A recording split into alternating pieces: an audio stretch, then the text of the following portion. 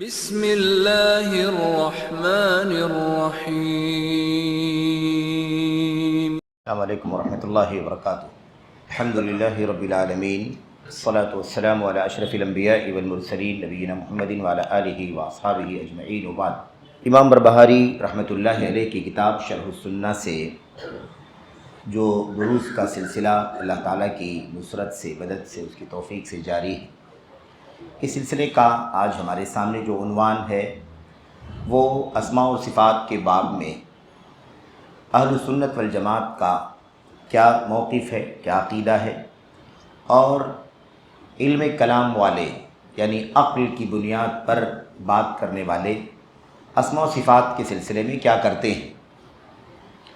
اس سلسلے کا یہاں یہ عنوان آج شروع ہو رہا ہے اور انشاءاللہ تبارک و تعالی اسے ممکن ہے 2 مجلسوں میں، 3 مجلسوں میں پڑھا جائے گا۔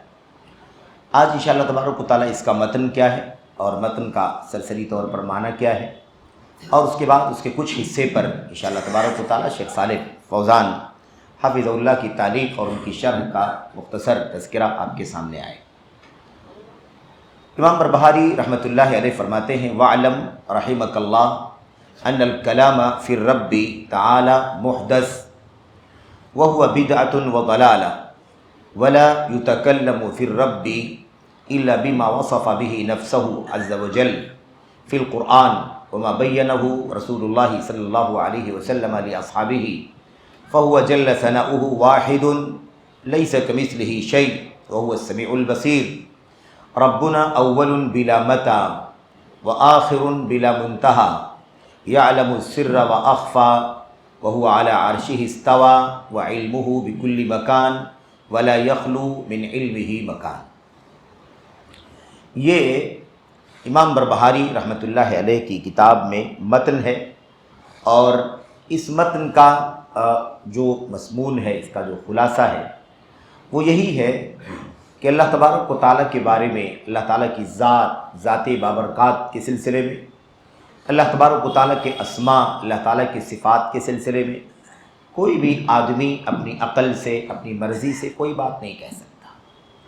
اپنی عقل سے، اپنی مرضی سے، اپنی خواہش نفس سے کچھ اگر کہتا ہے کہ اللہ تبارک و تعالیٰ کی ذات ایسی ہے، اللہ کی صفات ایسی ہے، اللہ کا نام ایسا ہے، اللہ تبارک و تعالیٰ کے افعال ایسے ہیں، اللہ تعالیٰ کی تصرفات ایسے ہیں، مثال کے طور پر یہ اللہ تبارک و تعالیٰ کی صفات کے بارے میں گفتگو کرے اور اس کی کوئی دلیل کتاب اور سنت کی نہ ہو، بلکہ اپنی عقل سے کرے، اپنی دانشوری سے کرے، اپنی خواہشات نفسانی سے کرے، تو ایسی بات کرنا یہ اسلام میں بدعت ہے، گمراہی ہے، بدعت ہے، گمراہی ہے۔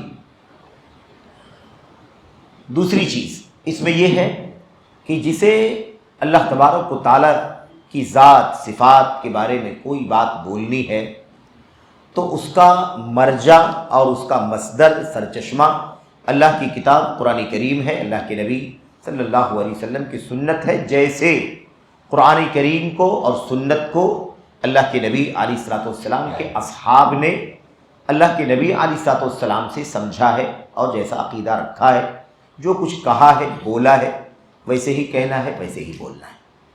تیسری بات، اللہ تبارک و تعالیٰ کے بارے میں چند صفات کا تذکرہ مصنف رحمۃ اللہ علیہ نے کیا ہے، اور وہ یہ ہے کہ اللہ تبارک و تعالیٰ اول ہے، اللہ تبارک و تعالیٰ آخر ہے، اللہ تبارک و تعالیٰ ہر ظاہر کو، پوشیدہ کو جاننے والا ہے، اللہ تعالیٰ اپنی ذات کے ساتھ عرش پر بلند ہے، عرش پر مستوی ہے، اس کا علم ہر جگہ ہے، کوئی جگہ اللہ تبارک و تعالیٰ کے علم سے خالی نہیں ہے۔ یہ مضمون ہے، اس کا ترجمہ پڑھ لیتے ہیں سرسری طور پر۔ وَعْلَمْ رَحِمَكَ اللَّهُ أَنَّ الْكَلَامَ فِي الرَّبِّ تَعَالَى مُحْدَثٌ، جان لو اللہ تبارک و تعالیٰ آپ پر رحم فرمائے۔ یہ ہمدردی ہے، محبت ہے پڑھنے والوں سے، مخاطبین سے، طلباء سے، جو لوگ بھی اس کتاب کو، اس رسالے کو دیکھ رہے ہیں، پڑھ رہے ہیں، ہم سب بھی اس کے اندر شامل ہیں کہ مصنف رحمۃ اللہ علیہ نے اسی وقت ہم سب کے لیے رحمت کی دعا اللہ تبارک و تعالیٰ سے فرمائی تھی۔ تو جان لو اللہ تعالیٰ آپ پر رحم فرمائے، ان الکلام فی الرب تعالی محدث، کہ رب سبحانہ و تعالیٰ کے بارے میں کلام کرنا، بات کرنا، کلام کرنا، بات کرنا، محدث بدعت۔ کلام کرنا محدث یعنی بدعت ہے، نئی چیز ہے، اسلام کے اندر اس کی کوئی اصل بنیاد نہیں، ایک نئی چیز ہے، نئی ایجاد کردہ چیز ہے کہ کوئی آدمی اللہ تبارک و تعالیٰ کے بارے میں بات کرے۔ اللہ تبارک و تعالیٰ کے بارے میں ہم کیسے بات کر سکتے ہیں؟ اللہ تبارک و تعالیٰ کی ذات، اس کی صفات، اس کے افعال، یہ تمام کچھ سب کچھ اللہ تبارک و تعالیٰ نے اپنے بارے میں بتلایا ہے۔ ہم اسے پڑھیں، ہم اسے بیان کریں، ہم اسے سمجھیں، لیکن ہم اپنی طرف سے کوئی بات اللہ کے بارے میں کیسے بول سکتے ہیں؟ تو اللہ تبارک و تعالیٰ کے بارے میں، رب سبحانہ و تعالیٰ کے بارے میں کلام کرنا، بولنا، بات کرنا، یہ تو لفظی ترجمہ ہے کلام کا۔ کلام کے معنی بات چیت کے ہوتے ہیں، گفتگو کے، لیکن کلام یہاں پر کس معنی میں ہے؟ اگر ہم اللہ تبارک و تعالیٰ کے اسماء و صفات کے بارے میں، اللہ کی ذات کے بارے میں کلام کریں، یعنی بات کریں، اور وہی بات کریں جو اللہ نے اپنے کلام میں بات کی ہے قرآن میں، وہی بات کریں جو نبی کریم صلی اللہ علیہ وسلم نے اللہ اپنی حدیثوں میں، اپنی سنت میں بات کی ہے، وہی بات کریں، وہی بات بولیں، وہی بات خطبے میں بولیں، وہی بات درس میں بولیں، وہی بات لوگوں کے سامنے عام کریں، وہی بات کتابوں میں لکھیں، مثال کے طور پر وہی بات میڈیا پر لائیں۔ جو اللہ کے نبی علیہ السلام سے قرآن اور سنت کے معانی کو نبی کے صحابہ نے سمجھا ہے، تو اس بات کو بیان کرنے میں کوئی عیب کی بات نہیں۔ لیکن یہ معاملہ کیا کلام کا؟ کلام کا معنی وہی کلام ہے جو علم کلام ہے اور جو اہل کلام کا شیوا ہے۔ یعنی کیا مطلب؟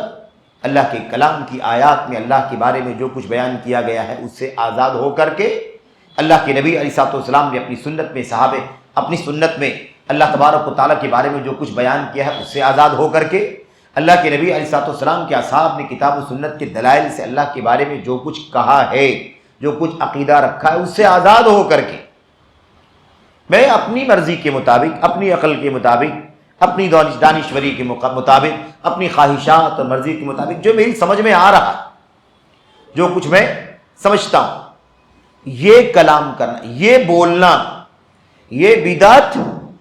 تو بدعت کیا ہے؟ آج کوئی کہہ سکتا ہے بھائی آپ لوگ بھی تو اسماء و صفات کے بارے میں بات کرتے ہو، آپ لوگ بھی اسماء و صفات کے بارے میں کتاب لکھتے ہو، علماء نے کیوں کتاب لکھی، علماء نے کیوں پمفلیٹ لکھا، اتنی ساری کتابیں اسماء و صفات کے بارے میں لکھی گئی تو علماء نے کیوں بات کی؟ تو اس بات سے مراد، کلام سے مراد وہ کلام نہیں ہے۔ کلام سے مراد کیا ہے؟ محض اپنی لاجک اور دانشوری سے اللہ کے بارے میں کوئی کلام کرنا۔ کلام، اب یہاں پر اور تھوڑی سی تفصیل میں جائیں، کچھ باتیں اس سے پہلے بھی آ چکی ہیں۔ کلام کے اندر یہ آتا ہے کہ آپ کیا سمجھتے ہیں، اپنی رائے دیں، آپ کیا سمجھتے ہیں، اپنی رائے دیں، اور اس کے بعد میں کہوں اس بارے میں فلاں صاحب نے یہ کہا ہے اور فلاں صاحب نے یہ کہا ہے، اور میرا خیال یہ ہے کہ ان کی والی بات صحیح ہے، مجھے ان کی والی بات ان کے مقابلے میں زیادہ مناسب لگتی ہے، یا ان کی بات غیر مناسب لگتی، ان کی بات زیادہ مناسب لگتی ہے۔ تو انہوں نے کہا، انہوں نے کہا، سب نے کہا، فلاں نے کہا، میں نے کہا، یہ کلام ہے۔ یہ کیا ہے؟ یہی کلام ہے، کوئی بنیاد نہیں، کوئی بیس نہیں، نہ قرآن ہے نہ سنت ہے، اس کا حوالہ اس کا حوالہ، اس کی بات اس کی بات، اس کو کیا کہتے ہیں؟ کلام۔ قیل و قال، کہا گیا، انہوں نے کہا، انہوں نے کہا، اس طرح سے، یعنی لوگوں کی باتیں ہی نقل کرنا، لوگوں ہی کی باتوں میں سے کسی کی بات کی تائید کرنا، لوگوں ہی کی باتوں میں سے کسی بات کی تردید کرنا، کسی کی موافقت کرنا، کسی کی مخالفت کرنا۔ اب اگر اس کی تائید میں کوئی کھڑا ہو گیا ہے تو ہمارے اس کے درمیان جھگڑا چل رہا ہے، مناظرہ ہو رہا ہے، وہ اس کی بات کی تائید کر رہا ہے، میں اس کی بات کی تائید کر رہا ہوں، میں اس کا دفاع کر رہا ہوں، وہ اس کا دفاع کر رہا ہے، یہ اس کے خلاف ہے، وہ اس کے خلاف ہے۔ اسی کو کہتے ہیں بحث و مباحثہ، اسی کو کہتے ہیں جھگڑنا، اسی کو کہتے ہیں جدال، مجادلہ، بلا دلیل کے، بلا بنیاد کے، بلا کسی فاؤنڈیشن کے کیا کرنا؟ جھگڑنا، تکرار کرنا، اسی کو کہتے ہیں مرا، المرا کا مطلب جھگڑنا، بحث و تکرار کرنا۔ تو مجادلہ کرنا، جھگڑنا، خصومت جھگڑنا، جدل مجادلہ یہ جھگڑنا، تو بیجا تکرار، بیجا بحث، بیجا مباحثہ، بیجا مناظرہ اور بیجا جھگڑنا، تکرار کرنا، کھینچ تان کرنا، اس کی تائید، اس کی مخالفت، اس کی تائید، اس کی مخالفت، جبکہ یہ سب لوگ اپنی عقل کے گھوڑے کے مطابق ہی ساری باتیں بول رہے ہیں، کسی کی بنیاد کتاب کے مطابق نہیں، کسی کی بنیاد سنت نہیں، کسی کی بنیاد نبی کریم صلی اللہ علیہ وسلم کے صحابہ نے اللہ تعالیٰ کے اسماء و صفات کے بارے میں جو کچھ سمجھا ہے وہ بنیاد نہیں ہے۔ اسی پورے کا نام کیا ہے؟ اسی پورے کا نام بہت مطلب خلاصے کے طور پر اسی پورے کا نام ہے کلام اور علم کلام۔ بات سمجھ میں آ گئی؟ تو اب جو کہا جا رہا، مصنف کہتے ہیں وَعْلَمْ رحمک اللہ، اللہ تعالیٰ آپ پر رحم فرمائے، جان لو کہ ان الکلام فی الرب تعالی محدث، اللہ تبارک و تعالیٰ کے بارے میں کلام کرنا، بات کرنا۔ ہم کہتے ہیں اللہ تبارک و تعالیٰ ایک ہے، اللہ بے نیاز ہے، اللہ تبارک و تعالیٰ کے ہاتھ ہیں جیسے اس کی شان ہے، اللہ تبارک و تعالیٰ دیکھتا ہے جیسے اس کی شان ہے۔ ہم بھی دیکھتے ہیں لیکن ہماری دیکھنے کی کیفیت الگ ہے، ہم ناقص ہیں، انکمپلیٹ ہیں، ہم اتنا ہی دیکھتے ہیں جہاں تک ہماری نگاہ جاتی ہے۔ اللہ تبارک و تعالیٰ ذرے ذرے کو دیکھ رہا ہے کہ اب ہم اگر یہ باتیں کریں، علماء باتیں کریں، تو آپ کوئی کہے یہ بھی کلام ہے، کیوں بات کرتے ہو اللہ کے بارے میں؟ تو اس کو کہنا ہے کہ بھائی یہ کلام نہیں منع ہے، کلام وہ منع ہے جو تم کر رہے ہو، بغیر کسی بنیاد کے اس کی بات بیان کرتے ہو، اس کی بات کی تائید کرتے ہو، اس کی مخالفت کرتے ہو، اور آپس میں ایک دوسرے کی بات کو ٹکراتے ہو، اور اللہ تبارک و تعالیٰ کے بارے میں لوگوں کی باتیں کوٹ کر کے جھگڑا کرتے ہو، بحث و مناظرہ کرتے ہو۔ تو یہ ہے اصل میں کلام جو ممنوع ہے، محدث۔ ورنہ اللہ تبارک و تعالیٰ کے اسماء و صفات قرآن کریم میں بیان کیے گئے، اللہ کے نبی نے بیان فرمایا، صحابہ کرام کی تشریح تفسیر موجود ہے، اسے بیان کرنا، اسے عام کرنا، یہی تو اسماء و صفات کا علم ہے۔ یہی کیا ہے؟ اسماء و صفات کا علم ہے، جو توحید کے باب کا ایک سب سے زیادہ حساس اور سب سے زیادہ عظیم باب ہے کہ ایک بندہ اپنے رب سبحانہ و تعالیٰ کو اس کے دلائل، قرآن کے دلائل، سنت کے دلائل کے ذریعے سے پہچانے۔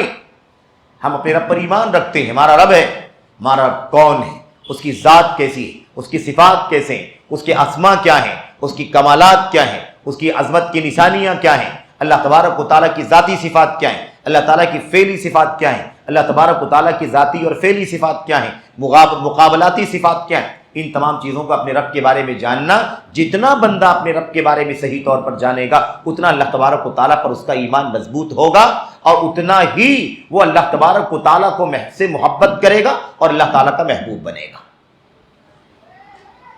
اسی لیے امام علامہ ابن القیم رحمۃ اللہ علیہ نے اپنی کتاب میں لکھا، من عرف اللہ باسمائہ الحسنى وصفاتہ العلی عرفہ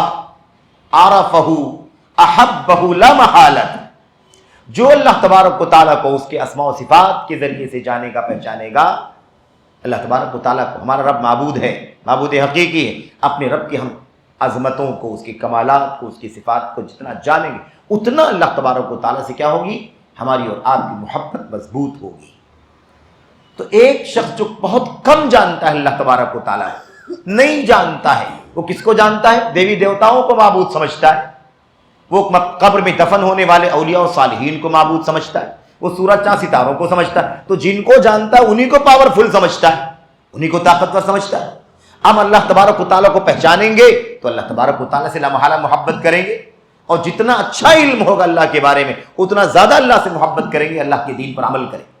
اسی لیے جن لوگوں نے اللہ تعالیٰ کے شریک ٹھہرا دیا، اللہ تعالیٰ کے ساتھ کفر کیا، اللہ تبارک و تعالیٰ کے خلاف ایسی باتیں کی جو اس کی شان کے خلاف ہیں، تو اللہ تبارک و تعالیٰ نے کیا فرمایا؟ وَمَا قَدَرُ اللَّهَ حَقَّ قَدْرِهِ، انہوں نے اللہ تبارک و تعالیٰ کی ویسے قدر نہیں کی جیسے اللہ تبارک و تعالیٰ کی قدر کی جانی چاہیے تھی۔ تو اللہ تبارک و تعالیٰ کی معرفت، اللہ تبارک و تعالیٰ کا علم، یہ کیا ہے؟ اسماء و صفات کا علم ہے، ٹھوس علم ہے، اصل علم ہے کہ اللہ تبارک و تعالیٰ کو اس کے اپنے بتائے ہوئے، اللہ تبارک و تعالیٰ اپنے بارے میں زیادہ جانتا ہے کہ نہیں؟ اللہ کے بارے میں اللہ سے زیادہ کون جان سکتا ہے؟ اور دوسرے نمبر پر اللہ تبارک و تعالیٰ کے بارے میں، اس کی ذات و صفات کے بارے میں اس کے محبوب نبی محمد الرسول اللہ صلی اللہ علیہ وسلم سے زیادہ کون جان سکتا ہے؟ اس لیے اللہ تعالیٰ اپنے بارے میں جو اپنی کتاب میں بیان فرما رہا ہے وہ ہمیں جاننا ہے اور وہ بیان کرنا ہے، اور اللہ تعالیٰ کے بارے میں اس کے نبی نے جو کچھ بیان کیا ہے، کیونکہ نبی جو کچھ بولتے ہیں وہ وحی کی روشنی میں بولتے ہیں، اللہ نے جو بتلایا ہے وہ بولتے ہیں نبی کریم صلی اللہ علیہ وسلم، اس لیے ہمیں اسی کو اللہ کے بارے میں بیان کرنا ہے۔ اس کے سوا اپنی عقل کا گھوڑا دوڑایا، اپنی نفس کا، اپنی خواہشات کا استعمال کیا، محدث و بدعت، وہ کیا ہے؟ وہ بدعت۔ اب یہ جو ایک جملہ ہے نا آپ کا کہ اللہ تبارک و تعالیٰ کے بارے میں اپنی عقل کے گھوڑے دوڑا کر کے اپنی خواہشات کے مطابق کوئی بات بولنا یہ بدعت ہے، نئی چیز ہے، دین میں اس کی کوئی بنیاد نہیں ہے۔ اس بدعت میں نئی چیز کے اندر ایک بڑی لمبی فہرست ہے جو اس کے اندر شامل ہے۔ اس میں بہت سارے لوگ عرب کے ہیں، بہت سارے لوگ عجم کے بھی، عربی والے بھی ہیں، اردو والے بھی ہیں، اس کے اندر فارسی والے انگریزی والے بھی ہیں، اس کے اندر آئے گا ان کا تذکرہ کہ اس نئی چیز میں کون کون لوگ گھسے ہوئے ہیں اور کون کون لوگ اللہ تبارک و تعالیٰ کے بارے میں سنت کی راہ چھوڑ کر کے، سنت کی راہ، شرح السنہ، سنت کی راہ چھوڑ کر کے، یعنی عقیدہ اہل سنت کو چھوڑ کر کے اپنی خواہشات کے پیچھے چل رہے ہیں، اپنی عقل کے پیچھے چل رہے ہیں۔ خیر، وَهُوَ بِدْعَةٌ وَضَلَالَةٌ، یہ بدعت ہے اور گمراہی ہے۔ اللہ تبارک و تعالیٰ کے بارے میں اپنی منمانی کوئی بات کہنا یہ کیا ہے؟ بدعت ہے اور گمراہی ہے۔ اب اس کی مثالیں تو بہت ساری ہیں اور آ رہی ہیں آگے انشاءاللہ تبارک و تعالیٰ شرح کے ضمن میں۔ موٹی مثال سمجھ سکتے ہیں، اللہ تبارک و تعالیٰ کے بارے میں ہم نے قرآن کی 7 آیتوں میں پڑھا ہوا ہے، صریح طور پر، صریح لفظوں میں اللہ تبارک و تعالیٰ اپنے عرش پر بلند ہے، اپنے عرش پر مستوی ہے۔ ذات اللہ تبارک و تعالیٰ کی کہاں ہے؟ عرش پر ہے۔ کیسے ہے نہیں معلوم، کیفیت نہیں معلوم، اس کی شباہت نہیں معلوم، مثلیت نہیں معلوم، لیکن یہ یقین ہے 100% اس سے بھی زیادہ کہ اللہ تبارک و تعالیٰ اپنی ذات کے ساتھ عرش پر بلند ہے، عرش پر مستوی ہے۔ اب یہ تو اللہ کا کلام ہے، قرآن کریم ہے، نبی کی سنت ہے، لیکن اب اس سے ہٹ کر کے اللہ کے بارے میں ہے نہیں، الکلام پھر رب محدث، رب سبحانہ و تعالیٰ کے بارے میں کلام کرنا، بات کرنا بدعت۔ اب اللہ تبارک و تعالیٰ نے اپنی کتاب قرآن کریم میں 7 جگہوں پر صاف لفظوں میں کیا فرمایا؟ یہ رحمان سبحانہ و تعالیٰ عرش پر مستوی ہے، اور مستوی کا معنی ہے کہ بلند ہے، بلند ہے، بلا کیفیت کے، بلا تمثیل کے، بلا تشبیہ کے، بلا انکار کے، بلا ٹال بٹول کے، جس کو تفویض کہا جاتا ہے۔ اب اس کے علاوہ کوئی آدمی آئے نئی بات بولے، اپنی عقل کا استعمال کرے، بولے کہ اللہ تبارک و تعالیٰ ہر جگہ ہے، اللہ تبارک و تعالیٰ ہر جگہ ہے، اللہ تبارک و تعالیٰ ہر جگہ ہے، اور پھر اس کے لیے خلوت جلوت، بھیڑ بھاڑ، تنہائی، اچھی جگہ بری جگہ، رات دن، اجالا اندھیرا، کہ ہر جگہ۔ اور اسی لیے وہ لفظ آتا ہے نا، اللہ تبارک و تعالیٰ حاضر و ناظر ہے۔ کیا کہتے ہیں لوگ؟ اللہ تبارک و تعالیٰ حاضر و ناظر ہے۔ اللہ تعالیٰ کو حاضر و ناظر مان کر، ناظر تو ٹھیک ہے، ناظر مطلب دیکھنے والا، اللہ تبارک و تعالیٰ دیکھنے والا، اللہ تعالیٰ سب کچھ دیکھ رہا ہے، کوئی بھی چیز اللہ تبارک و تعالیٰ کی نگاہ سے، اللہ تبارک و تعالیٰ کے دیکھنے سے باہر۔ لیکن حاضر کیسے حاضر؟ اللہ تبارک و تعالیٰ یہاں حاضر، ہمارے اور آپ کے بیچ میں حاضر ہے۔ میلاد النبی میں اللہ تبارک و تعالیٰ، میرے بھائیوں، اللہ کے نبی صلی اللہ علیہ وسلم کو بلاتے ہیں کہ نہیں بلاتے؟ اور کیا کہتے ہیں؟ اللہ تعالیٰ، اللہ کے نبی صلی اللہ علیہ وسلم اپنے ہر چاہنے والے کے پاس جاتے ہیں۔ 12 ربیع الاول کی تاریخ کو ہر سال اللہ کے نبی صلی اللہ علیہ وسلم کیا کرتے ہیں؟ اپنے ہر چاہنے والے کی زیارت کرتے ہیں، ملاقات کرتے ہیں، وزٹ کرتے ہیں، گھر پہ جاتے ہیں، ملتے ہیں، مجلسوں میں شریک ہوتے ہیں، ہے کہ نہیں؟ اور لوگ باقاعدہ نبی کریم صلی اللہ علیہ وسلم کا درود پڑھتے ہوئے ایسے ادب کے مارے کھڑے ہو جاتے ہیں اور یہ تصور دیتے ہیں کہ نبی کریم صلی اللہ علیہ وسلم تشریف لا رہے ہیں۔ اور یہ بھی کہتے ہیں گستاخوں کے یہاں نہیں آتے، اللہ کے نبی صلی اللہ علیہ وسلم اپنی چاہنے والوں کے یہاں آتے، اور لوگ اپنی کھڑکیوں پر جھنڈیاں لگاتے ہیں، اپنی کھڑکیوں پر بینر لگاتے ہیں، لائٹنگ کرتے ہیں، اور کہتے ہیں اس سے اللہ کے نبی صلی اللہ علیہ وسلم اپنے چاہنے والوں کو پہچانیں گے اور انہی کے گھروں پر آ کر کے ان کی زیارت کریں۔ اللہ کے نبی صلی اللہ علیہ وسلم کے بارے میں بات کہی جا رہی ہے، یہ عقیدہ بھی کیا ہے؟ باطل ہے۔ یہ عقیدہ کیا ہے؟ باطل ہے، سراسر باطل ہے، غلط عقیدہ ہے۔ اللہ کے نبی علیہ السلام کی وفات ہو چکی ہے، اور اللہ کے نبی علیہ السلام بھی قیامت سے پہلے اپنی قبر سے باہر نہیں آئیں گے۔ اللہ کے نبی اللہ تبارک و تعالیٰ نے فرمایا ثم انکم بعد ذلک لمیتون ثم انکم یوم القیامت تبعثون، تم سب کی موت ہو جائے گی، اس زندگی کے بعد موت ہے، تم سب مر جاؤ گے، ثم انکم یوم القیامت تبعثون، اور پھر تم لوگ قیامت کے دن دوبارہ موت کے بعد زندہ کیے جاؤ گے۔ اللہ کے نبی صلی اللہ علیہ وسلم کی حدیث بھی صاف ہے کہ نہیں صاف؟ انا اول من ينشق عنه القبر، میں سب سے پہلا انسان ہوں گا جس کی قبر سب سے پہلے پھٹے گی، شق ہوگی، اور سب سے پہلے میں اپنی قبر سے باہر نکلوں گا، اور اس کے بعد وہ آگے کی تفصیلات، میں سب سے پہلا سفارشی ہوں گا، اور سب سے پہلے اللہ تبارک و تعالیٰ میری سفارش کو قبول فرمائے گا، میرے لیے سب سے پہلے جنت کا دروازہ کھولا جائے گا وغیرہ. صاف بات ہے. اب کوئی کہے ہر سال آتے ہیں، 12 تاریخ کو آتے ہیں، کتنی تعجب کی بات ہے. اب اگر اس سے آگے بڑھ کر کے یہ عقیدہ اللہ تبارک و تعالیٰ کے بارے میں کہ اللہ تبارک و تعالیٰ ہر جگہ موجود ہے، حاضر ہے میرے بھائی، یہ کس قدر باطل عقیدہ ہے. اب کوئی اپنی عقل کا گھوڑا دوڑا ہے، اس میں کیا عیب کی بات ہے؟ اللہ تبارک و تعالیٰ ہر جگہ کیا نہیں رہ سکتا ہے؟ اللہ تعالیٰ کی شان ہے، اللہ کی شان سے کیا بعید ہے؟ اس طرح کی باتیں لوگ کرتے ہیں. یہ آپ کی عقل ہے، یہ آپ کا کلام ہے، یہ آپ کا لاجک ہے، یہ آپ کی دانشوری ہے، یہ آپ کا ٹیلنٹ ہے، یہ آپ کا نفس ہے، یہ آپ کی خواہشات ہے جو آپ بولنا چاہتے ہیں. ہو سکتا کیا ہے، کر سکتا کیا ہے، یہ بات ہی نہیں ہے. بات یہ کہ اللہ تبارک و تعالیٰ نے اپنے کلام میں بتا دیا ہے، اپنی ذات کے بارے میں، اپنی صفات کے بارے میں اللہ کے نبی صلی اللہ علیہ وسلم نے بتا دیا ہے. اللہ تبارک و تعالیٰ کے بارے میں جو کچھ ہمارا وہی عقیدہ ہونا چاہیے. اس سے بڑھ کر کے یہ ہو سکتا ہے، یہ ہو سکتا ہے، ایسا کیوں نہیں ہو سکتا ہے، ایسی کوئی بات کرنا عقل پرستی ہے، کلام ہے، اور یہ بدعت ہے. یہ کیا ہے؟ یہ بدعت ہے. خیر، ابھی تو یہ ہم متن پڑھ رہے ہیں، آگے کیا کہتے ہیں؟ وَلَا يُتَكَلَّمُ فِي الرَّبِّ إِلَّا بِمَا وَصَفَ بِهِ نَفْسَهُ. اللہ تبارک و تعالیٰ کے بارے میں، رب سبحانہ و تعالیٰ کے بارے میں نہیں بولی جا سکتی ہے کوئی بات. اللہ کے بارے میں کوئی کلام نہیں کیا جا سکتا، بات نہیں بولی جا سکتی ہے سوائے کیا بولی جا سکتی ہے بھائی؟ کون سی بات؟ الا بما وصف به نفسه عز وجل فی القرآن، سوائے ان صفات کے، ان باتوں کے جو اللہ تبارک و تعالیٰ نے اپنی کتاب قرآن میں بیان فرما دیا ہے. وما بین رسول اللہ صلی اللہ علیہ وسلم لاصحابہ، اور جو کچھ رسول اللہ صلی اللہ علیہ وسلم نے اپنے صحابہ کے سامنے کھول کھول کر کے بیان فرما دیا ہے.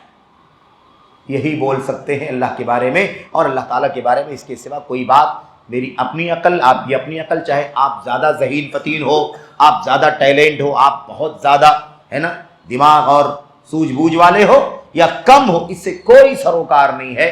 اللہ کے بارے میں کوئی بات آدمی کی اپنی عقل کی بنیاد پر، کہ میں سوچوں کہ مجھے بہت زیادہ عقل ہے اور آپ سوچیں آپ کو بہت زیادہ سمجھداری ہے اور آپ بہت دور تک سوچ سکتے ہیں، اس بنیاد پر کسی کو اللہ کے بارے میں کوئی بات بولنے کا حق نہیں پہنچتا. بس الا بما وصف به نفسه فی کتاب اللہ وبما بینہ رسول اللہ صلی اللہ علیہ وسلم لاصحابہ. اللہ تعالیٰ نے اپنی کتاب کے اندر جو اپنی صفت بیان فرما دی ہے، میں ایسا ہوں، میں ایسا ہوں، میں ایسا ہوں، میں ایسا ہوں، میں ایسا ہوں، بس وہ بیان کرنا ہے. اور نبی کریم صلی اللہ علیہ وسلم نے اللہ تبارک و تعالیٰ کے بارے میں اپنے صحابہ سے بیان کر دیا ہے، اے میرے صحابہ، اللہ تبارک و تعالیٰ کی ذات ایسی، اس کی صفات ایسی ہے، فلاں فلاں جو باتیں اللہ کے نبی نے بیان فرمائی ہے اور وہ صحیح طور پر ثابت ہے، بس ہمیں وہی بیان کرنا ہے. اس کے علاوہ کوئی بات اللہ تعالیٰ کے بارے میں اپنی عقل سے، لاجک سے نہیں بولنا ہے. اور ہم نے شروع میں عرض کیا کہ اس باب میں بہت سارے لوگ گمراہ ہو گئے، اور یہی بنیاد ہے. جو اس بنیاد سے باہر نکلا وہ گمراہی کی کھائی میں چلا گیا، گمراہی کی دلدل میں پھنس گیا، بدعت کی گھاٹی میں میرے بھائیوں کھو گیا. یہ اللہ تبارک و تعالیٰ کی اسماء و صفات کے بارے میں اصول ہے جو اللہ تعالیٰ نے اپنے بارے میں اپنی کتاب میں بیان فرمایا ہے، اور جو کچھ اللہ کے نبی علیہ السلام نے اپنی سنتوں میں اپنے صحابہ کے لیے اور امت کے لیے بیان فرمایا ہے، بس وہی اللہ کے بارے میں بولنا ہے. اس سے باہر نکلیں گے گمراہ ہو جائیں. اور گمراہ ہونے والوں کی تعداد بہت زیادہ ہے، بہت سارے فرقے، ان کا ذکر بھی آگے آئے گا انشاءاللہ تبارک و تعالیٰ. اس کے بعد کیا کہتے ہیں؟ فہو جل ثناؤہ، اللہ تبارک و تعالیٰ اس کی تعریف بڑی عظیم ہے. اللہ تبارک و تعالیٰ کی ثنا، اس کی تعریف بہت عظیم ثنا ہو. اللہ فرماتا ہے واحد، اللہ تبارک و تعالیٰ ایک ہے. کیا فرمایا؟ فہو واحد، اللہ تبارک و تعالیٰ ایک ہے. لیس کمثلہ شیء، اللہ جیسی کوئی چیز نہیں ہے، اللہ کی مثل کوئی چیز نہیں. تو جب مثل، اللہ کی مثل کوئی چیز ہے ہی نہیں، تو کس چیز کے جیسا ہم آپ سمجھ لیتے ہیں؟ کوئی سمجھ لیتا ہے، اللہ کی مثل کوئی چیز ہے ہی نہیں، تو اللہ کی تمثیل کیسے ہو سکتی ہے؟ اللہ کی تشبیہ کیسے ہو سکتی ہے؟ اللہ تبارک و تعالیٰ کی ذات اور صفات کی کیفیت کیسے بیان کی جا سکتی ہے؟ اللہ کی مثل کوئی چیز نہیں ہے۔ اور کیا فرمایا؟ وَهُوَ السَّمِيعُ الْبَصِيرُ، اور اللہ تبارک و تعالیٰ بڑا سننے والا ہے اور خوب دیکھنے والا ہے، یعنی مبالغہ، بے انتہا سننے والا اور بے انتہا دیکھنے والا ہے۔ اب اللہ تبارک و تعالیٰ نے اپنے کلام کی اس آیت کریمہ کے اندر دو باتیں بیان فرما دی ہیں، دو باتیں، اور اسی لیے اس آیت کریمہ کو اسماء و صفات کی بنیادوں میں سے سب سے عظیم بنیاد سمجھا جاتا ہے۔ اس آیت میں دونوں باتیں ہیں، اللہ کے مثل کوئی چیز نہیں ہے، اور اللہ تبارک و تعالیٰ کی دو صفت بھی بیان کی، دو نام بھی بیان کیے گئے، ایک نام ہے السمیع اور دوسرا نام ہے البصیر۔ اللہ تبارک و تعالیٰ سمیع ہے، بصیر ہے۔ سمیع جو نام ہے اس کے اندر سننے کی صفت ہے، اور بصیر جو اللہ تبارک و تعالیٰ کا نام ہے اس کے اندر دیکھنے کی صفت ہے۔ یہ دونوں اسماء اور دونوں صفات ثابت ہو رہے ہیں۔ پتہ یہ چلا کہ اللہ کے اسماء و صفات کو ثابت بھی کرنا ہے، اور یہ بھی اچھی طرح سے طے کر لینا ہے کہ اللہ کے مثل کوئی چیز نہیں ہے۔ تو اللہ کا جو نام ہے ویسا کوئی نہیں ہے، اللہ کی جو صفت ہے اس کی جیسے کوئی نہیں ہے، اس لیے کوئی ٹکراؤ ہے ہی نہیں۔ کوئی اللہ تبارک و تعالیٰ کے بارے میں یہ کہے کہ میں کیسے اللہ تبارک و تعالیٰ کے بارے میں کہوں کہ اللہ تبارک و تعالیٰ ہنستا ہے، کیسے مان لوں؟ ہم بھی تو ہنستے، انسان بھی ہنستا ہے، مخلوق بھی ہنستی ہے، تو اگر ہم کہہ دیں کہ اللہ تبارک و تعالیٰ ہنستا ہے، ضحک فرماتا ہے، تو اللہ تبارک و تعالیٰ کے بارے میں یہ بات کہنا کتنا خطرناک ہے۔ کوئی کہے کہ اللہ کے بارے میں بات کہنا کہ اللہ تعالیٰ ہنستا ہے، کتنی خطرناک بات ہے۔ اس کا مطلب ہم نے اللہ تعالیٰ کو اللہ کے بندوں جیسا بنا دیا۔ بندے ہنستے ہیں اور ہم کہتے ہیں اللہ بھی ہنستا ہے، نہیں مانتے کہ اللہ تبارک و تعالیٰ ہنستا ہے۔ اگر ہم مان لیں گے کہ اللہ تعالیٰ ہنستا ہے تو اس کا مطلب یہ ہوگا کہ ہم نے اللہ تعالیٰ کو بندے کے جیسا بنا دیا، مخلوق کے جیسا بنا دیا۔ یہیں سے گمراہی آتی ہے۔ یہ دونوں باتیں یاد رکھیں، کبھی گمراہی نہیں آئے گی انشاءاللہ تبارک و تعالیٰ۔ جو آیت میں بات آئی ہے، اب یہاں پر آپ دیکھیں کیا کہا، اگر ہم اللہ تبارک و تعالیٰ کی صفت ہنسنا مان لیں تو اللہ تبارک و تعالیٰ کی تشبیہ لازم آئے گی اللہ تبارک و تعالیٰ کے بندوں سے، کہ بندے ہنستے ہیں اور ہم کہہ رہے ہیں اللہ بھی ہنستا ہے۔ اس لیے ہنسنے کا معنی کچھ اور ہوگا۔ ہنسنے کا معنی کیا نکالیں؟ کچھ اور معنی نکال لیں، کوئی اور معنی، کوئی بھی معنی ہو سکتا ہے، بہت سارے معنی لوگوں نے گمراہوں نے نکالے۔ تو اب یہاں پر دو سب سے بڑی گمراہی آ گئی۔ اب کیا کہے گا آدمی؟ اس لیے بھائی میں یہ تو نہیں مان سکتا کہ اللہ تبارک و تعالیٰ ہنستا ہے، اس لیے کہ اگر میں کہوں کہ اللہ تبارک و تعالیٰ ہنستا ہے تو میں اللہ تبارک و تعالیٰ کو اس کی مخلوق کے مشابہ بنا دوں گا، اس لیے ہنسی کی صفت اللہ تبارک و تعالیٰ کے بارے میں نہیں مانتا۔ اچھا، تو ہنسنے کا جو لفظ آیا ہوا ہے یضحک، ہنستا ہے، تو اس لفظ کے معنی تو ہنسنے کے ہی ہوتے ہیں۔ عربی زبان کا لفظ ہے، قرآن کریم عربی زبان میں اترا ہے، عربی زبان والوں کے بیچ میں قرآن کریم اترا ہے اور قریش کی زبان میں اترا ہے، تو ضحک یضحک کے معنی تو ہنسنے کے ہی ہوتے ہیں۔ تو آپ اس کا معنی کیوں نہیں مانتے؟ اس نہیں مانتے کہ اللہ تبارک و تعالیٰ کو اگر ہم ہنسنے کی بات کہیں گے تو اللہ تعالیٰ مخلوق کے مشابہ ہو جائے۔ تو اللہ تعالیٰ فرماتا ہے اس کے مثل کوئی چیز نہیں ہے۔ تو اللہ تبارک و تعالیٰ کا ہنسنا کسی مخلوق کے ہنسنے کی طرح ہو سکتا ہے؟ نہیں ہو سکتا۔ دونوں باتیں، اللہ کی صفت کو، نام کو ماننا بھی ہے۔ اگر ہم کہیں کہ ہم نہیں مانیں گے، اگر مانیں گے تو بندے کی طرح ہو جائے گا، مخلوق کی طرح، انکار کر دیں گے، تو اللہ تبارک و تعالیٰ تو اپنے نام کو یہاں بیان کر رہا ہے، اللہ سننے والا ہے، دیکھنے والا ہے۔ انکار کریں گے تو اس کے خلاف ہو جائیں گے، اور بندوں کے مشابہ کہیں گے تو اس آیت کریمہ کے شروع والے ٹکڑے کے خلاف ہو جائیں گے۔ بات سمجھ میں آ گئی کہ نہیں؟ تو لیس کمثلہ شیء، اللہ کے مثل کوئی چیز نہیں ہے، اور اللہ تبارک و تعالیٰ سننے والا ہے، دیکھنے والا ہے۔ تو اللہ تعالیٰ کا نام ثابت بھی کرنا، اللہ کی صفت کو ثابت بھی کرنا ہے، اور مثل کا انکار بھی کرنا کہ اللہ کی مثل کوئی چیز نہیں، دونوں چیز ضروری ہے۔ اس تب جا کر کے ہمارا ایمان و عقیدہ اللہ تعالیٰ کے اسماء و صفات کے بارے میں پورا ہوگا۔ اس کے بعد آگے کیا کہا؟ ربنا اول بلا متا، ہمارا رب سبحانہ و تعالی اول ہے، اول ہے، متا کے بغیر۔ متا کے معنی کب، متا کے معنی کب۔ ہمارا رب اول ہے، پہلا ہے، متا کے بغیر، کب کے بغیر۔ اللہ تبارک و تعالیٰ پہلا ہے۔ اب اس میں کب کا سوال آ ہی نہیں سکتا ہے۔ کب سے ہے اللہ تبارک و تعالیٰ نہیں معلوم۔ اللہ تبارک و تعالیٰ ایک دم اول ہے نا۔ اللہ تبارک و تعالیٰ کان اللہ ولم یکن شیء معہ، کان اللہ ولم یکن شیء قبلہ، اللہ تبارک و تعالیٰ اس وقت سے ہے، اللہ کے پہلے سے کوئی چیز نہیں، اللہ تبارک و تعالیٰ کے ساتھ کوئی چیز نہیں، اللہ کے پہلے کوئی چیز نہیں۔ تو کیا کہا مصنف نے؟ کہا ہمارا رب اول ہے بلا متا، کب کے سوال کے بغیر، کب کا سوال کرنا ہی نہیں کہ اللہ تعالیٰ کب سے، اول شروع سے، وآخر بلا منتہا، اور ہمارا رب آخر ہے آخر کے سوال کے بغیر، کب تک رہے گا اس سوال کے، یہ سوال اللہ تبارک و تعالیٰ کے بارے میں نہیں ہے کہ اللہ تبارک و تعالیٰ کب تک رہے گا، کب تک نہیں سوال ہے، حد ہی نہیں، کب سے ہے آغاز کا ہمیں علم نہیں، اور کب تک اللہ تبارک و تعالیٰ ہے اس کا ہمیں کوئی علم نہیں ہے۔ تو اول ہے کب سے کے سوال کے بغیر، اور آخر ہے کب تک کے سوال کے بغیر۔ اچھا، یعلم السر واخفا، اللہ تبارک و تعالی ہمارا رب سبحانہ و تعالی سر و اخفا، پوشیدہ کو بھی جانتا، راز کو بھی جانتا ہے، پوشیدہ راز اور چھپی ہوئی اور پوشیدہ چیزوں کو اللہ تبارک و تعالی جانتا ہے، یعنی ظاہر کو تو جانتا ہی ہے، جو چیز کھلی ہوئی ہے، ظاہر ہے، حاضر ہے، دکھائی دینے والی، اس کو تو اللہ تبارک و تعالی جانتا ہی ہے۔ ہمارا رب سبحانہ و تعالی السر، پوشیدہ چیز کو بھی جانتا ہے، رازوں کو بھی جانتا ہے، واخفا، اور بہت زیادہ پوشیدہ چیزوں کو بھی کیا ہے، جانتا ہے۔ وَهُوَ عَلَىٰ عَرْشِهِ اسْتَوَىٰ، اور اللہ تبارک و تعالیٰ اپنے عرش پر مستوی ہے، مستوی کا مطلب بلند ہے۔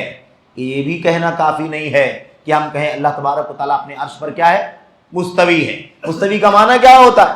بولے نہیں معنی نہیں بتائیں گے، بس اللہ تعالیٰ اپنے عرش پر مستوی ہے، یہ بھی غلط ہے۔ یہ بھی کیا ہے؟ یہ اللہ تبارک و تعالیٰ کے مستوی ہونے کے معنی کا انکار ہے۔ اگر کوئی کہے کہ ہم یہ کہیں گے کہ اللہ تعالیٰ مستوی ہے لیکن مستوی کا معنی نہیں معلوم یا مستوی کا معنی نہیں بولیں گے، اگر ایسا کوئی کرتا ہے تو بھی کیا ہے، وہ بھی کیا کرتا ہے، انکار کی ایک کیفیت میں پڑا ہوا ہے جس کو تفویض کہا جاتا ہے، یعنی معنی ثابت نہیں کرنا، اللہ کے حوالے جو بھی معنی ہوگا اللہ جانتا ہے۔ ہم یہ نہیں بولیں گے کہ استوا کا معنی ہے اعلیٰ، اللہ تبارک و تعالیٰ بلند ہے، ارتفع بلند ہے، یہ معنی ہم ثابت نہیں کریں، یہ بھی انکار کرنے کی ایک شکل ہے، ایک کیفیت ہے انکار کرنے کی، کہ اللہ تبارک و تعالیٰ کے اسماء و صفات کے الفاظ تو بولے جائیں اور اس کا معنی ثابت نہ کیا جائے، بلکہ اس کا معنی اللہ کے حوالے کر دیا جائے۔ عربی زبان میں قرآن ہے، اللہ کے اسماء و صفات کا تذکرہ قرآن کریم میں آیا ہوا ہے، اللہ تبارک و تعالیٰ کے کلام کی ان آیات کا معنی اللہ کے نبی نے، جو عرب تھے، اللہ کے نبی کے صحابہ نے جو عرب تھے انہوں نے سمجھا، اور جو معنی سمجھا ہمیں بھی وہی معنی سمجھنا ہے، اس کے علاوہ کوئی معنی نہیں سمجھنا ہے، اور اس معنی کو ثابت بھی کرنا ہے، اس معنی کا انکار بھی نہیں کرنا۔ اور جیسا کہ ہم نے عرض کیا تھا کہ آگے بات آنے والی، یہاں سے بات شروع ہوئی ہے اور آگے بہت ساری باتیں آنے والی ہیں۔ کتنے لوگ ہیں عرب میں، عجب میں، بر صغیر میں، جن لوگوں نے اللہ تبارک و تعالیٰ کے اسماء و صفات کے بارے میں یہ بدعت کا کام کیا، اپنی عقل کا استعمال کیا، اپنی خواہشات کا استعمال کیا، اپنی لاجک کا استعمال کیا، اور کس صفت کو کس نام کو کس صفت کو ماننے سے انکار کر دیا، یا اس کی تعویل کر دیا، اس کو گھما دیا، اس میں مثال بیان کرنا شروع کر دیا، کیفیت بیان کرنا شروع کر دیا، اپنی عقل سے، اپنی لاجک سے کوئی معنی نکالا اور اس کو قرآن کریم کی آیت کریمہ کی تفسیر میں، ترجمے میں تھوپنا شروع کر دیا۔ یہ ساری باتیں انشاءاللہ تبارک و تعالیٰ آگے رفتہ رفتہ آئیں گی، لیکن یہ آپ کے لیے کیا ہے، یہ آپ کے لیے مقدمہ ہے، یاد رہے، یہیں سے یہ بات شروع ہو رہی ہے اسماء و صفات کے بارے میں۔ وَهُوَ عَلَىٰ عَرْشِهِ اسْتَوَىٰ، اللہ تبارک و تعالیٰ اپنے عرش پر بلند ہے، مستوی ہے یعنی بلند ہے۔ وَعِلْمُهُ بِكُلِّ مَكَانٍ، اللہ تبارک و تعالیٰ کا علم ہر جگہ ہے، اللہ تبارک و تعالیٰ ہر جگہ نہیں ہے، اللہ تبارک و تعالیٰ کا علم ہر جگہ ہے۔ وَلَا يَخْلُو مِنْ عِلْمِهِ مَكَانٍ، اللہ کے علم سے کوئی جگہ خالی نہیں ہے، کوئی جگہ خالی نہیں جہاں اللہ کا علم، ہر جگہ اللہ تبارک و تعالیٰ کا علم ہے۔ تو اللہ تبارک و تعالیٰ کا علم ہر جگہ ہے، یعنی ہر چیز کو اللہ تبارک و تعالیٰ جانتا ہے، ہر چیز کو اللہ تبارک و تعالیٰ نے اپنے علم سے گھیر رکھا ہے، اور کوئی چیز اللہ کے علم سے باہر نہیں، خالی نہیں۔ یہ ہے عقیدہ کس کا، اہل السنت والجماعت کا، اللہ کے کلام سے ثابت، نبی کی سنت سے ثابت، صحابہ کرام کا، تابعین کا، ائمہ دین کا، جو اہل السنت والجماعت کا علم ان کا یہ عقیدہ ہے۔ یہ ہے متن کا سرسری طور پر ترجمہ، تھوڑی سی وضاحت جس میں بہرحال وقت چلا گیا۔ آئیے کچھ ابتدائی باتیں جو شروع میں مصنف نے کہی ہیں۔ پہلا جملہ کہ اللہ تبارک و تعالیٰ کے بارے میں کلام یعنی وہی اپنی عقل سے بات کرنا، یہ بدعت ہے اور یہ گمراہی ہے۔ محدث کا مطلب ایک نئی ایجاد کی ہوئی چیز ہے، اور نئی ایجاد کی ہوئی چیز کو بدعت کہتے ہیں، یہ بدعت ہے اور گمراہی ہے۔ کیا مطلب؟ کہتے ہیں یعنی اللہ تبارک و تعالیٰ کی ذات کے بارے میں، اللہ کی ذات، اللہ تبارک و تعالیٰ کی ذات اور اللہ تبارک و تعالیٰ کے اسماء، اس کے پیارے پیارے خوبصورت نام، اس کے صفات، اس کی خوبیاں، اللہ تبارک و تعالیٰ کے اوصاف۔ اللہ تبارک و تعالیٰ ہے نا، سننے والا ہے، دیکھنے والا ہے، بخشنے والا، معاف کرنے والا، روزی دینے والا ہے کہ نہیں، وغیرہ۔ اللہ تبارک و تعالیٰ کی ذات، اللہ کے نام، اللہ تعالیٰ کی صفات اور خوبیاں، ان تمام چیزوں کے بارے میں کوئی بھی بات اپنی عقل سے کرنا امر محدث، ایک نئی چیز ہے جو ایجاد کر لی گئی ہے۔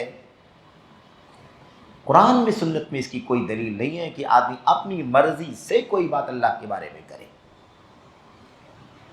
آگے بات آ رہی ہے کہ انسان کو اپنی ذات کے بارے میں نہیں معلوم ہے کہ اس کی ذات میں کیا کیا ہے، اپنی ذات کے بارے میں نہیں جانتا ہے۔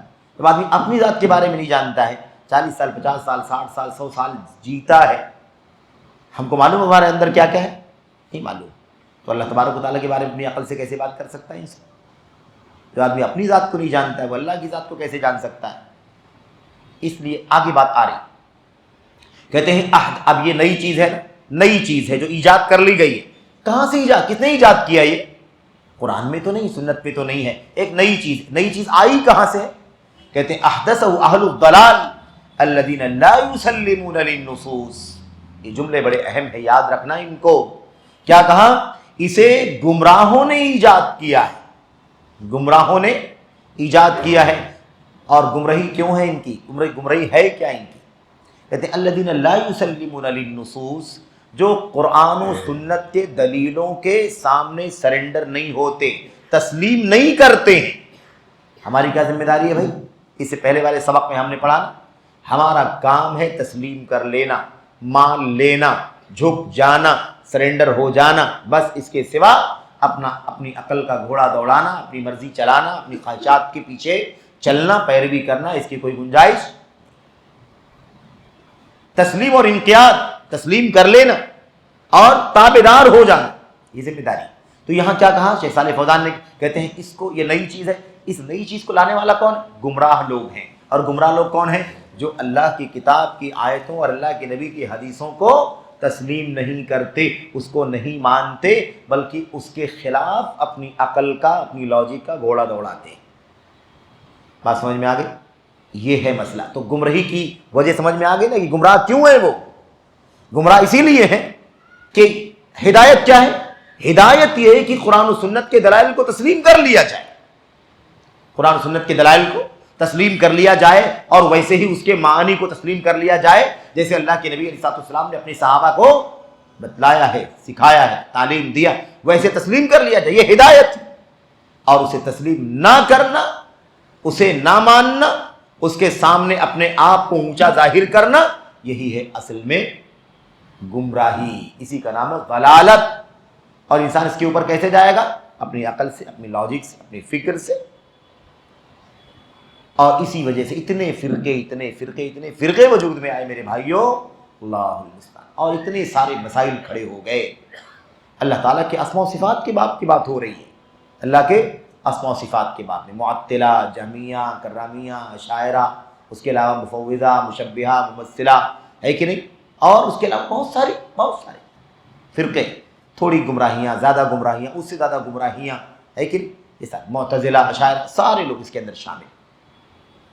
خیر، کہتے ہیں وَلَيْسَ عِنْدَهُمْ خَشْيَةٌ لِلَّهِ عَزَّ وَجَلَّ، ایسے لوگوں کے پاس اللہ کا ڈر نہیں ہے۔ آپ سوچئے میرے بارے میں، آپ کے بارے میں، اگر کوئی آدمی اپنی مرضی سے کوئی بات بولے، فلاں صاحب ایسے ہیں، فلاں صاحب ایسے ہیں، فلاں صاحب ایسے ہیں، فلاں صاحب ایسے ہیں، ان کے بارے میں اچھی بات، بری بات، خوبیاں، جو کچھ بھی بیان کرے، جو اس کی اپنی ذات میں نہیں پائی جاتی ہے، تو آپ بتائیے کہ ہم اور آپ کو برداشت ہوگا؟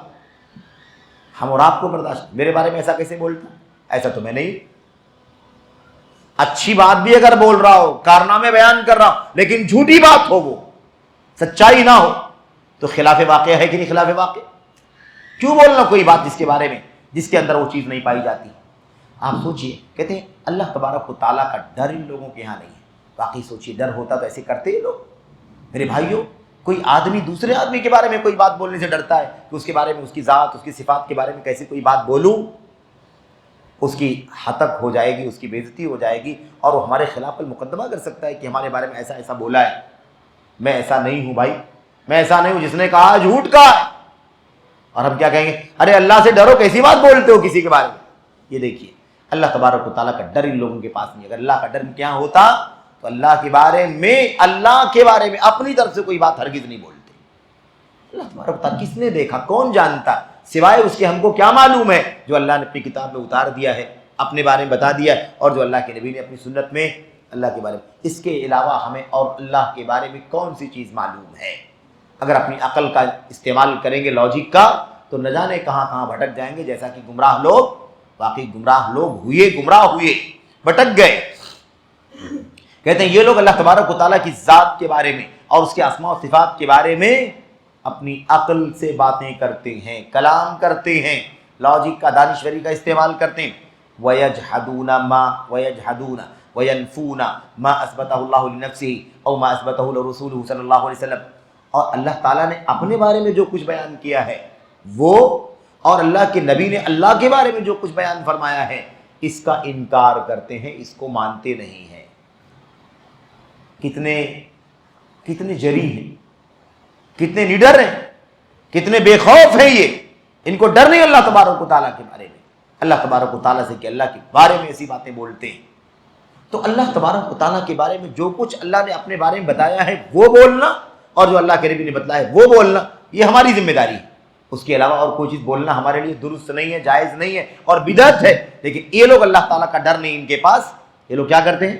اللہ کے بارے میں وہ باتیں بولتے ہیں جو اللہ تعالیٰ نے اپنے بارے میں نہیں بتلایا، اور اللہ کے نبی نے اللہ تعالیٰ کے بارے میں نہیں بتلایا، اپنی مرضی سے بولتے ہیں۔ تو کہتے ہیں کہ اسی لیے یہ لوگ کیا ہیں؟ اپنی مرضی سے رائے لاتے ہیں، اپنی رائے، اپنی سوچ، اپنا نظریہ لے کر کے آتے ہیں۔ میرا خیال یہ ہے، میرا نظریہ یہ ہے، میں ایسا سوچتا ہوں، میرا قیاس یہ ہے، اس کے سوا کچھ اور نہیں ہو سکتا، ایسا ہو سکتا ہے اللہ تبارک و تعالیٰ نے ایسا کیا ہو، اللہ تبارک و تعالیٰ کی ذات ایسی ہو، اس کی صفات ایسی ہو۔ اس طرح کی باتیں اپنی رائے کا، قیاس کا، لاجک کا استعمال کرتے ہیں، اور کیا کہتے ہیں؟ بھائی یہ بات جو میں بول رہا ہوں یہی بات صحیح ہے، فلاں نے جو بات کہی وہی بات صحیح ہے اللہ تبارک و تعالیٰ کے بارے میں۔ کیوں؟ اس کی عقل میں وہ چیز زیادہ فٹ ہو رہی ہے، بس اس لیے وہ کیا کہتا ہے؟ وہی بات صحیح۔ کیا کہا؟ سارے فوزان کہتے ہیں وَيَقُولُونَ هَٰذِهِ هِيَ الصَّوَابُ۔ اور یہ لوگ کیا کہتے ہیں؟ اپنی عقل سے باتیں کہتے ہیں یہی صحیح ہے، یہی کیا ہے؟ صحیح۔ اور ہم نے اس سے پہلے ذکر کیا تھا کہ مولانا مودودی نے اپنی تفسیر کے اندر کئی جگہوں پر یہ بات لکھی ہے، اس کے سوا تو کوئی معنی نہیں ہو سکتا۔ جو میں بول رہا ہوں وہی صحیح ہے، اس کا معنی کیا نکلا؟ جو میں بول رہا ہوں وہی صحیح ہے۔ اور ابھی بات آئی تھی ہمارا رب اول ہے کب سے کے بغیر، اور ہمارا رب آخر ہے کب تک کے بغیر، اور کیا ہے؟ ظاہر ہے نا، اور کیا ہے؟ باطن ہے۔ اللہ کے اوپر کوئی چیز نہیں، اللہ سے لیس فوقہ شیء، اللہ کے اوپر کوئی چیز، اللہ تبارک و تعالیٰ باطن ہے، اس سے پرے کوئی چیز نہیں۔ یہ اللہ تعالیٰ کے بارے میں قرآن کی آیتوں میں، اللہ کے نبی کی حدیث میں آیا ہوا ہے۔ ڈاکٹر اسرار نے کیا کہا؟ اس پر آپ بات یاد رکھیں، کیا کہا؟ یہ لوگ کہتے ہیں، اپنی عقل سے بات کہتے ہیں، اور کہتے ہیں یہی صحیح ہے جو ہم کہہ رہے ہیں۔ جرأت ہے کہ نہیں جرأت ہے؟ جسارت، ایک آدمی بے سر پیر کی بات کرے اور منوائے کہ یہی صحیح ہے۔ اللہ اکبر۔ اب ڈاکٹر اسرار نے کیا کیا؟ اور اس سے پہلے باتیں آ چکی ہیں، ڈاکٹر اسرار نے بڑی صراحت سے کہا اول آخر ظاہر باطن، کہا اس کا معنی کیا ہے؟ اس کا معنی وحدت الوجود ہے۔ اور کیا کہا؟ کہا یہ آیت کریمہ وحدت الوجود پر نص قطعی، یعنی ایک دم پکی دلیل ہے کہ اس آیت سے مراد وحدت الوجود ہی ہے۔ دیکھا؟ آپ سوچیں کہ یہ بات، یہ کتاب کب کی ہے بھائی؟ یہ کتاب کب کی ہے؟ 329 کی، اور شیخ صالح فوزان شرح کر رہے ہیں آج سے تقریباً 30-35 سال پہلے۔ آپ سوچئے کہ یہ عقیدے کس قدر امت کے اندر گھسے ہوئے ہیں۔ آدمی اپنی مرضی سے، اپنی لاجک، اللہ کے بارے میں، بھئی ہمیں تمہیں کیا معلوم اللہ تبارک و تعالیٰ کی ذات صفات کے بارے میں؟ جو اللہ اپنے بارے میں بتائے گا وہ معلوم پڑے گا نا ہمیں. تو جو اللہ نے بتایا اپنے بارے میں قرآن میں ہے، جو اللہ کے نبی نے اپنے اللہ کے بارے میں بتایا ہے اللہ کی طرف سے وحی کی روشنی میں، وہ اللہ کے نبی کی سنت میں ہے. ہمیں چاہیے کہ وہی قرآن اور سنت میں جو کچھ بیان کیا گیا اللہ کے بارے میں وہی ہم بیان کریں، لیکن اس کے علاوہ اس کا انکار، ٹھکرانا، رد کرنا اور اپنی مرضی سے کوئی بات اللہ کے اسماء و صفات کے بارے میں، ذات کے بارے میں کہنا اور اسے زبردستی کیا کہنا، یہی صحیح ہے. وحدت الوجود دنیا کا بدترین کفر ہے. اور ڈاکٹر اسرار کا یہ کہنا کہ یہ آیت کریمہ هو الاول والآخر والظاہر والباطن، یہ آیت کریمہ وحدت الوجود پر نص قطعی ہے، ایک دم بدترین قسم کی جرات ہے میرے بھائی. تو هو الصواب، هذه هي الصواب، کہتے ہیں بس یہی صحیح ہے. یعنی آپ کی عقل قرآن سے اوپر، آپ کی عقل، آپ کی دانشوری، آپ کی لاجک سنت سے اوپر، آپ کی عقل، آپ کی دانشوری نبی کے صحابہ کرام کے فہم سے اوپر، سب غلط، اور جو آپ کی عقل کہے وہی صحیح. زبردستی. یہ ایسا کیوں ہوتا معلوم؟ ایسا اس لیے ہوتا ہے، لوگ کیا کہتے ہیں، کوئی بھی چیز کانفیڈنس سے اگر بولی جاتی ہے تو سمجھ میں زیادہ آتی ہے، دل میں اتر جاتی ہے. اسماء و صفات کا مسئلہ ہے، پھونک پھونک کے قدم رکھنا ہے، الفاظ بھی تو تھوڑا بھی ادھر ادھر نہیں ہونا چاہیے. تعبیر، جو الفاظ اللہ کے بارے میں استعمال ہوئے وہی الفاظ استعمال کرو، اس کے علاوہ الفاظ بھی استعمال نہ کرو. وہی تعبیر استعمال کرو جو اللہ تعالیٰ نے اپنے بارے میں، نبی نے اپنی سنت کے اندر اللہ کے بارے میں استعمال کرو، وہی استعمال کرو. اب ہم چلے جائیں اس کی مرضی، اپنی مرضی کے مطابق اپنی طرف سے الفاظ استعمال کریں تو پھر اللہ تبارک و تعالیٰ کی ذات، صفات اور اسماء کے سلسلے میں گمراہی کے دروازے کھلتے ہیں. تو اس طرح سے میرے بھائیوں زبردستی کوئی چیز منوانا، اسی کو صحیح اور یقینی ثابت کرنا، یہ عجیب و غریب مسئلہ ہے ان لوگوں کا جو گمراہی اور بدعت کی راہ پر چلنے والے لوگ ہیں. کہتے ہیں یتکلمون فی تفسیر النصوص بغیر تفسیرها. اللہ، جن آیات میں، احادیث میں اللہ تعالیٰ کے اسماء و صفات کا ذکر آیا ہوا ہے، اس کی تفسیر، اس کی تشریح اور اس کے ایکسپلینیشن میں وہ بات بولتے ہیں جو اس کی تفسیر نہیں ہے. جو تفسیر ہے اس کی، جو اس کا معنی وہ نہیں بولتے، اس کے علاوہ کوئی معنی، اس کے علاوہ کوئی تفسیر، تشریح بیان کرتے ہیں.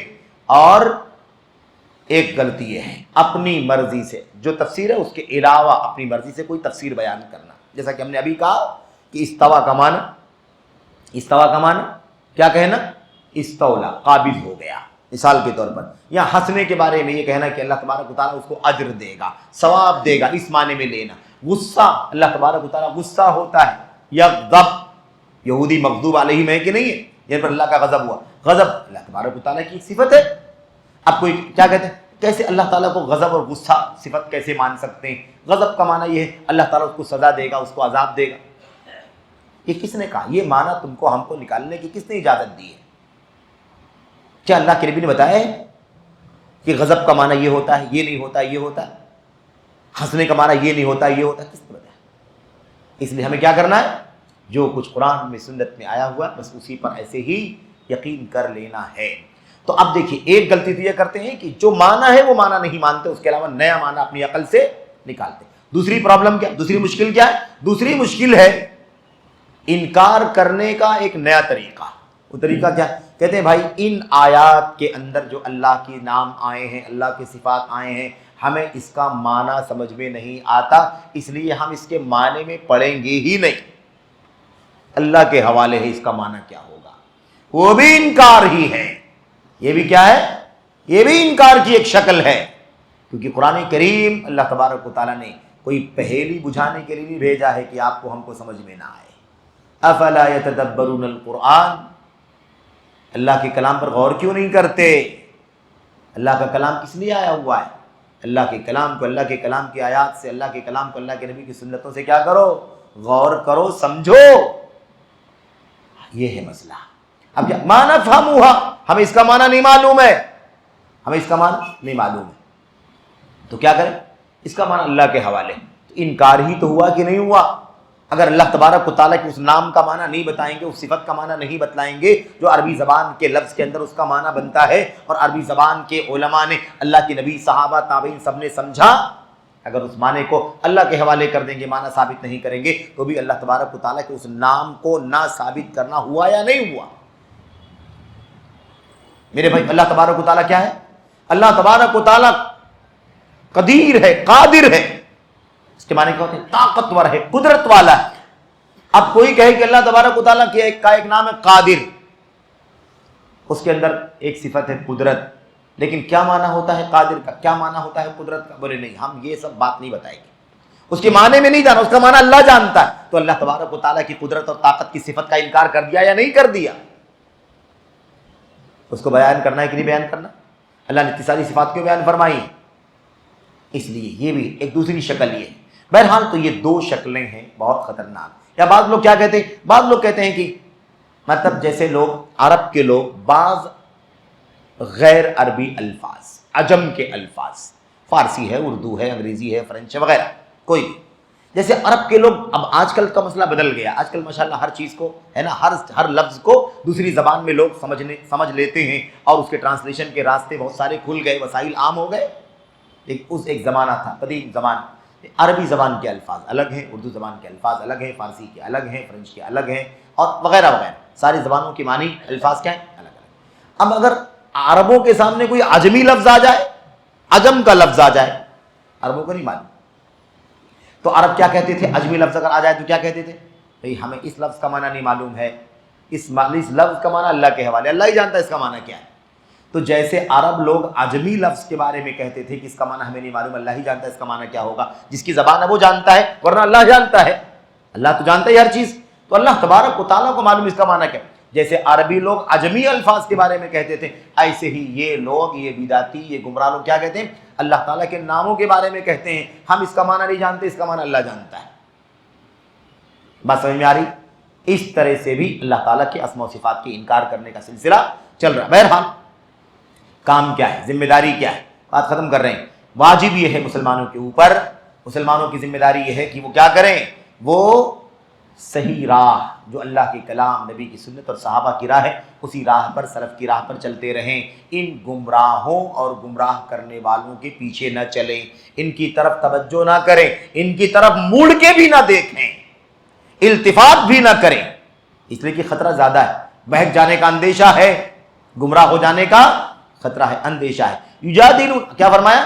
الذین یجادلون فی اللہ بغیر سلطان اتاہم. یہ لوگ دیکھو اللہ تبارک و تعالیٰ کے اسماء و صفات کے بارے میں بغیر کسی دلیل کے جھگڑا کر رہے ہیں، بحث کر رہے ہیں. اچھا، اب جب اللہ تبارک و تعالیٰ کے اس نام کا معنی، اس صفت کا معنی جو ہے وہ ثابت ہم نہیں کریں گے، ہم اپنی عقل لگائیں گے، اپنی عقل لگائیں گے، تیسرا چوتھا پانچواں، تو ہر ایک کی عقل الگ الگ بات کہے گی کہ نہیں کہے گی؟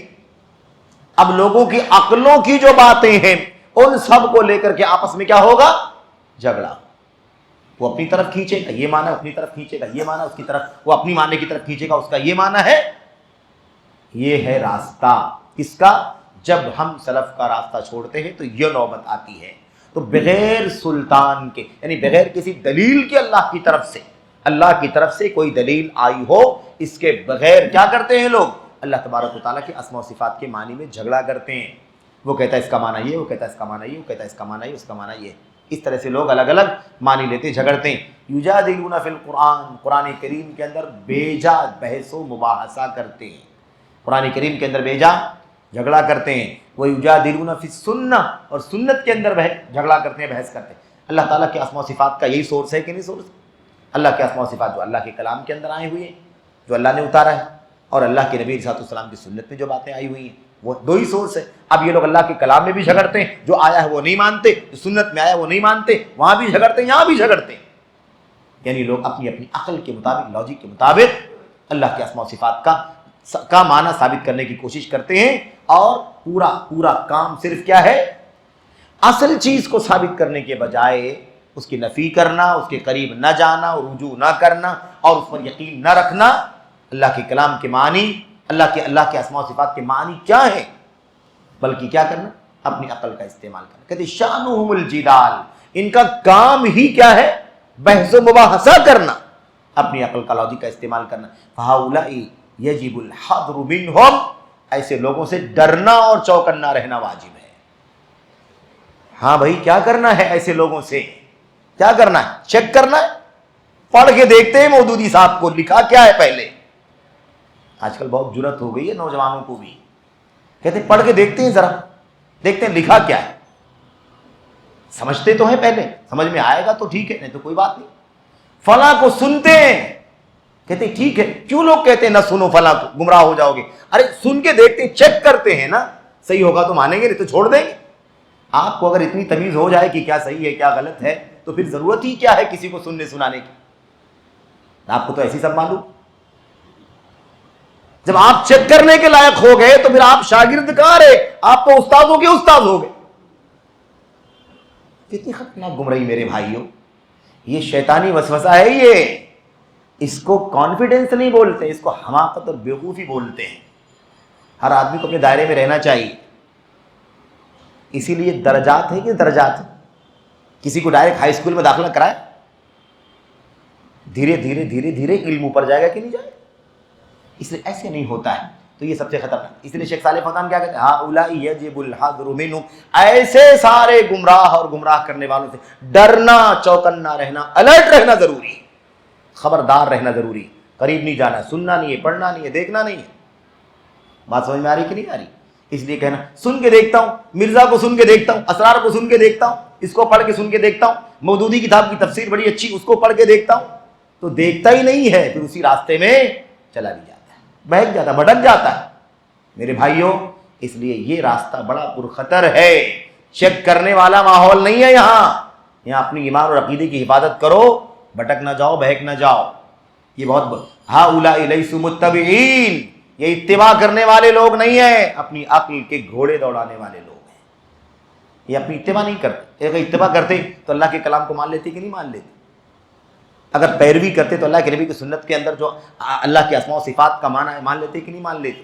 اللہ کے نبی کے صحابہ کی پیروی کرنا ہے، اللہ کے نبی کے صحابہ کی پیروی کرنے والے ہوتے تو کرتے کہ نہیں کرتے؟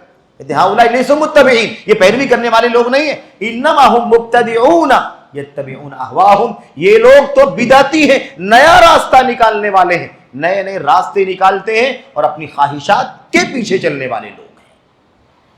یہ اتباع کتاب کی، سنت کی، صحابہ کی راہ کی نہیں کرتے، یہ اتباع اپنی خواہشات کی کرتے ہیں، پیروی اپنی خواہشات کی کرتے ہیں، اپنے نفس کی کرتے ہیں۔ تو میرے بھائیو، یہ آج کا درس اسی پر اکتفا کرتے ہیں۔ لمبی گفتگو ہے، ہم نے شروع میں کہا کہ ہو سکتا ہے ہم 2 مجلسوں میں، 3 مجلسوں میں یا اس سے بھی زیادہ ہو سکتا ہے اس کو پڑھیں گے، تفصیلی موضوع ہے یہ۔